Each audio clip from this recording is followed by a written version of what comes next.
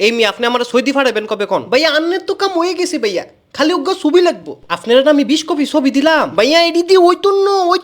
হ্যাঁ ওইতন্য কি ভাইয়া আন্নের আরো ছবি লাগবো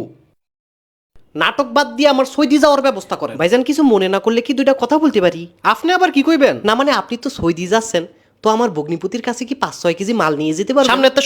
সরেন সামনেতে ভাইজান রেগে যাচ্ছেন যে আরে আমি আপনি সামনেতে সরেন আমি বাসি না কিল খাইয়া বেড়াইছে ভগ্নিপতি লইয়া ভাইয়া আন্নে 2 মিনিট খারণ আই আন্নেরে বিদেশ হারাই দিই তারে হাডানোর আগে আমারে হাডাই আলন ভাইয়া আই তো আন্নেরে হাডাই উমি এ মামুর বেটা তুই এখানে কি করছিস বে ভাইয়া আন্নে এমনি চলি আইছেন তুই বেটা আমার এতগুলো টাকা লিয়েছিস বলেছিস যে বিদেশি লিবি তো লিচিস না কেন বে ভাইজান তে আপনি তো টেল হইছে লিয়েছে মানে এতগুলা লিয়েছে এই মি আপনি দিয়ে একটা 2 নাম্বার বাট ফারলো ভাইয়া এই বাট ফারনো আবে তুই লিলে লে আমার এতগুলা টাকা লিয়েছিস কেন আই কি নিজের লেগে নিছি নি ভাইয়া আই তো আন্নে করে বিদেশ হাটানোর লেগে নিছি আবে লিলে লে ভাইজান আমি কি একটা কথা বলতে পারি আপনি আবার আইছেন না মানে ওই রাজশাহীর ভাইজান আসছে তো ওনার একটা কথা বলতাম কি কইবেন আবার ভাইজান আপনাদের আমের কেজি কত এই মেয়ে আপনি সরেন সেইতে ভাইজান আবার রেখে যাচ্ছেন যে আরে সরেন না রে ভাই